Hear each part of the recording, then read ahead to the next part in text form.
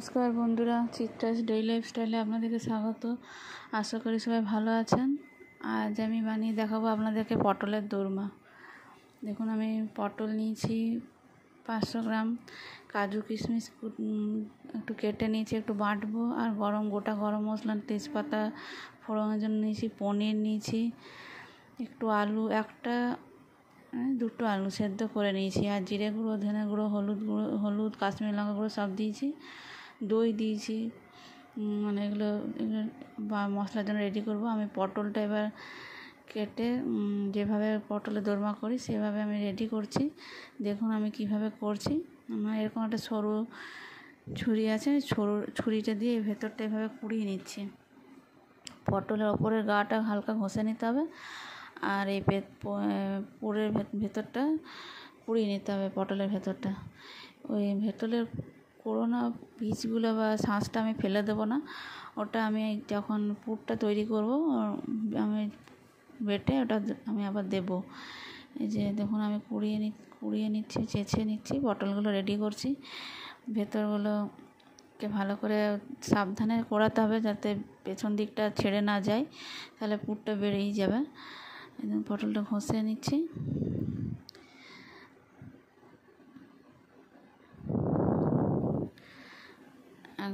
খুব সুন্দর পটলের দোরমা, অনুষ্ঠান বাড়ির মতন পটলের দোরমা তৈরি হবে।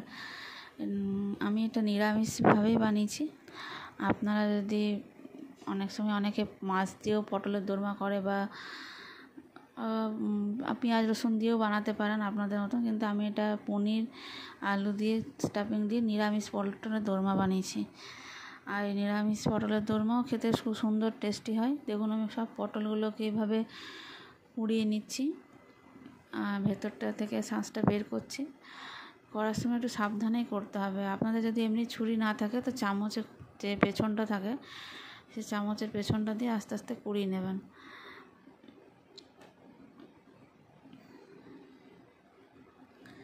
আমার এরকম ছুরি ছিল তাই আমি এটা দিয়ে বানালাম। আপনাদের যদি না থাকে আমরা চামচ দিয়ে করে নেব। দেখুন আমি শাঁসটা আগে পেস্ট করে নেব। এই যে বীজ বা শাঁসটা যেটা পুরোটাই আছে, এটা মিক্সার গ্রাইন্ডারে একটু পেস্ট করে নেব। দেখুন পেস্ট করে নিয়েছি। এবার পটলগুলোর ওপরে নুন হলুদ মাখিয়ে নেব ভালো করে। তারপরে একটু কড়াইয়ে তেল গরম করব, হালকা ফ্লেমে পটলগুলোকে ভাজবো, তাতে পটলগুলো ভালো করে একটু ভাজাও হবে, সেদ্ধও হয়ে যাবে, আর কাঁচা থাকবে না, সেদ্ধ হয়ে যাবে। পুরটা ভরবো তারপরে, আগে পুরটা ভাজলে পরে পুরটাও বেরিয়ে যাবে।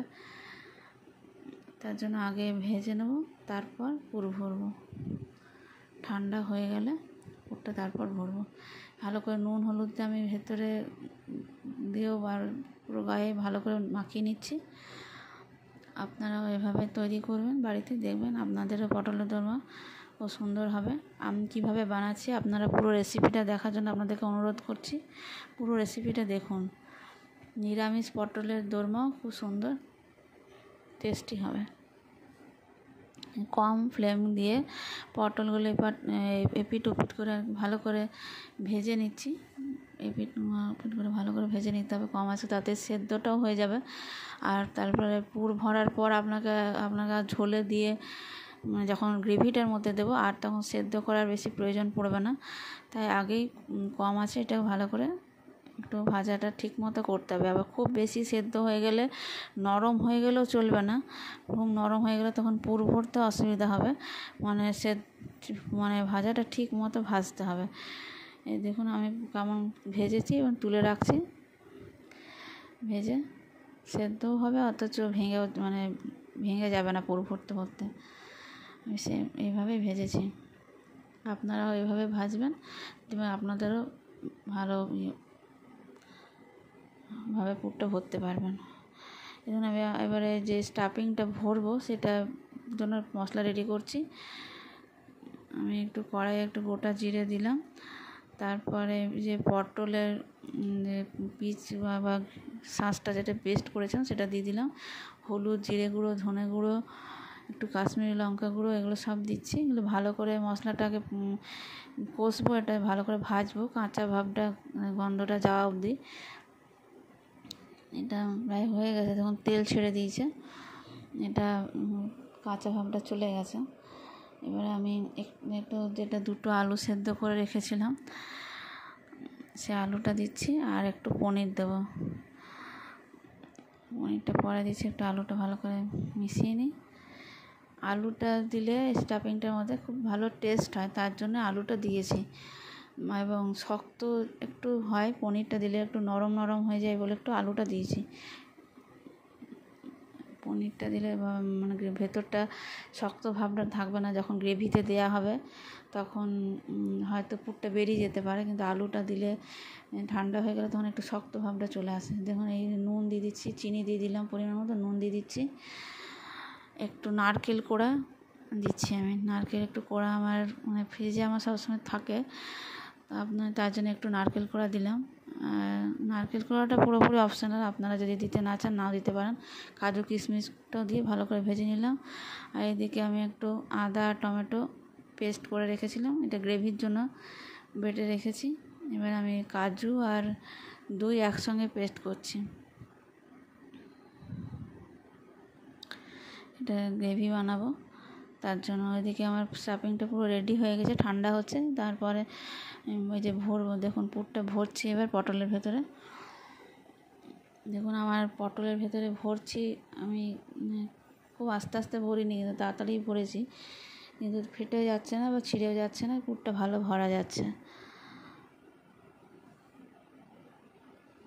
একটু টিপে টিপে ভালো ভেতরের দিকে একটু ভরতে হবে, মানে মুখের একদম সামনে দেবেন না, তাহলে গ্রেভি যখন দেবেন তখন বেরিয়ে যাবে। একটু সামান্য মুখ যতটা আছে তার থেকে একটু নিচে দিতে হবে, তাহলে এটা বেরোবে না।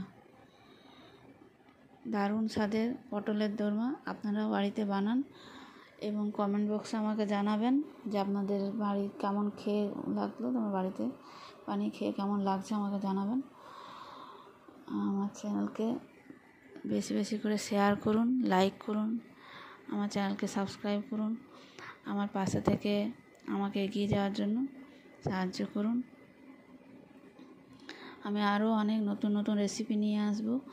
আপনারা নোটিফিকেশানটা পাওয়ার জন্য বেল আইকনটা অন করে রাখবেন, নোটিফিকেশানটা পেয়ে যাবেন। তাহলে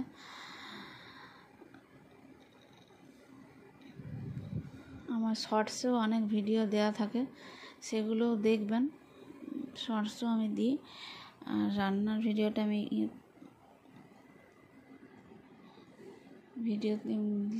মানে রান্নার ভিডিওগুলো ভিডিওতে ছাড়ছি আর কি, সেটা দেখবেন।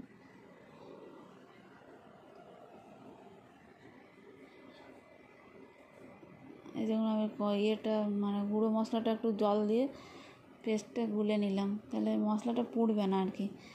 যখন তেলে দেবো মশলাটা বেশ পুড়বে না, এবং এটা বেশ গ্রেভির মধ্যে ভালো হবে। এবং পটলটা যেটা ভেজেছিলাম সেই তেলটাতেই আমি আবার গ্রেভিটা তৈরি করছি, আলাদা করে দিইনি। একটু গোটা জিরে, গরম মশলা, শুকনো লঙ্কা, তেজপাতা দিচ্ছি, যে লবঙ্গ, এলাচ, দারচিনি সবগুলো দিয়ে দিচ্ছি ফোড়নের জন্য। এগুলো একটু তেলে সেন্ট যতক্ষণ না উঠছে, ভাজা হচ্ছে, ততক্ষণ আমি একটু ভেজে নেবো একটু। তারপর এবার মশলাটা গ্রেভিটা তৈরি করবো। আমি মশলাটা দিয়ে দিলাম, আদা টমেটো বাটা।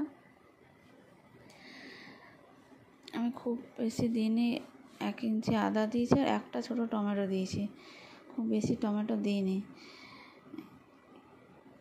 যেহেতু পুরটা পুরো অনেকটাই হয়েছে, পুরটাও বেঁচেছে, পুরটাও আমি পরে দেবো, দেখাচ্ছি আপনাদেরকে।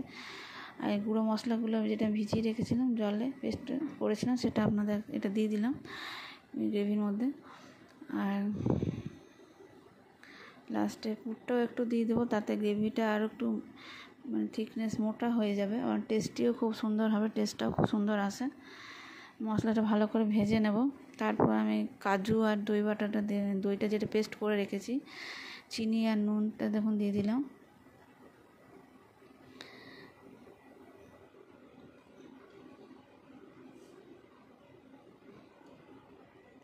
আমার এই যে রেসিপি বানাচ্ছি, আমার ডেসক্রিপশন বক্সে সবগুলো দেওয়া থাকে যে কী কী লেগেছে এবং কতটা পরিমাণ আমি দিয়েছি, আপনারা সেটা দেখে নিতে পারেন।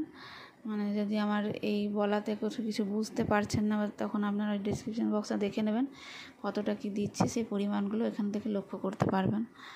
আমি এই মশলাটা এখন কম ফ্লেম দিয়ে ভালো করে আস্তে আস্তে একটু কষিয়ে নিচ্ছি। দইটা আর কাজু বাটাটাও দিয়ে দিলাম। যেহেতু দই আর কাজু বাটা আছে, খুব জোরে ফ্লেম দিলে চলবে না, তাহলে লেগে যাবে তলায়। কম আঁচ করে দেখুন কী সুন্দর গ্রেভিটা তৈরি হয়েছে। এই যে আমার এই পুরটা বেঁচে গেছিলো, সেই স্টাফিংয়ের মানে পটলের ভেতরে দেওয়ার স্টাফিংটা আমার বেঁচে গেছিলো, সেটা আমি এটাদের ভেতরে ওটা দিয়ে দিচ্ছি। বেঁচে গেছিলো সেই পুরটা এর মধ্যে দিয়ে দিলাম, তাতে টেস্ট হবে ভীষণ, গ্রেভিটায় টেস্টটা বাড়বে। আমি গরম জল করে রেখেছিলাম, গরম জলটা ঢেলে দিলাম।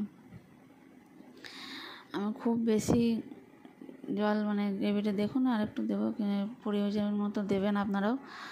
আপনারা যেমন মানে গ্রেভি প্রয়োজন আপনাদের তেমন দেবেন। খুব বেশি গ্রেভি ঝোল ঝোল হলে তো ভালো লাগে না, একটু চাপ চাপ হলেই টেস্ট মানে ভালো আসবে। একটু জল দেব।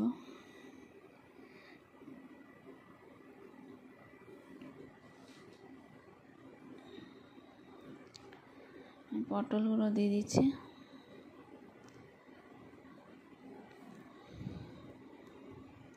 পটলগুলো যখন ভেজেছিলাম তখন আমি লো ফ্লেমে ভেজেছিলাম বলে আমার পটলগুলো সেদ্ধ অনেকটাই হয়ে গেছে। এটাতে আমি একটু ফোটাবো, বেশি খুব ফোটাবো না। এইখানে বেশি ফোটালে গ্রেভির ভেতরের পুরটা বেরিয়ে যাবে, তাই একটু ঢাকা দিয়ে দিলাম। হালকা 5 মিনিট মতো ফুটলেই আমি ঢাকাটা একটু খুলে দিয়েছি, আর লাস্টে গরম মশলা আর ঘিটা দিয়ে দিলাম। দেখুন কত সুন্দর দেখতে হয়েছে নিরামিষ পটলের দোরমা। আপনারাও বাড়িতে বানান, খেয়ে দেখুন, কমেন্ট বক্সে জানাবেন। আমাদেরও খুব ভালো লেগেছিলো, আপনাদেরও ভালো লাগবে। আমি সার্ভ করে আপনাদেরকে দেখাচ্ছি। দেখুন সার্ভ করে দেখিয়ে দিলাম কত সুন্দর হয়েছে। ধন্যবাদ সবাইকে।